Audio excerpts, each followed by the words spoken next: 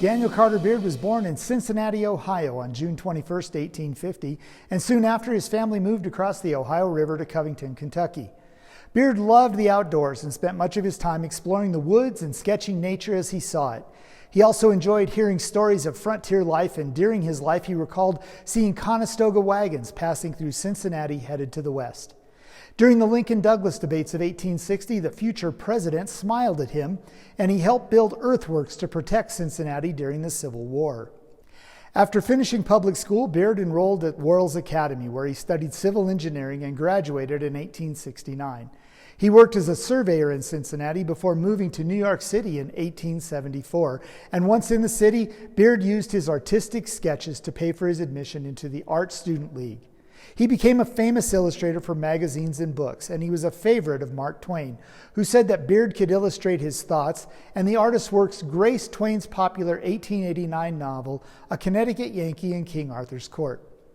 While making a name for himself as an artist, Beard was also an accomplished author, specializing in works about outdoorsmanship, wilderness survival, and youth activities. In 1882, he published an American Boy's Handybook with the inviting subtitle of What to Do and How to Do It. In over 400 pages of colorful boy talk and illustrations by the author, Beard described hobbies and crafts such as making kites, fishing, hunting, trapping, taxidermy, knots, boats, camping, wildlife identification, snow activities, and puppetry. On a cold winter's day in New York City, Beard had a chance encounter with a group of boys that were sleeping on the pavement beneath the statue of Ben Franklin and skipping schools to deliver newspapers to make money. This experience convinced Beard to begin what he called his lifelong crusade for American boyhood. In 1905, Beard used his position as editor of Recreation magazine to launch a new boys organization called the Sons of Daniel Boone. On the pages of the magazine, Beard, using the experiences from his youth, outlined a program to encourage wholesome manliness and good living for boys.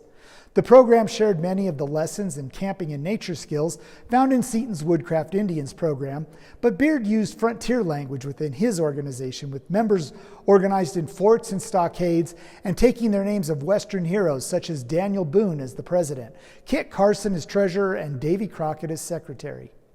In 1909, Beard renamed the organization the Boy Pioneers of America.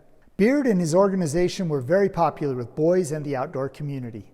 This led to the newly formed Boy Scouts of America inviting Beard to merge his organization into the BSA.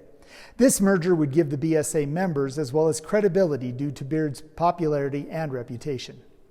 The merger was completed, and Beard became one of the original National Scout Commissioners, a position he held for more than 30 years. He later became the editor of Boys Life magazine and wrote a monthly column for youth. Popularly known as Uncle Dan by the Scouts, Beard attended the 1937 National Jamboree at the age of 88.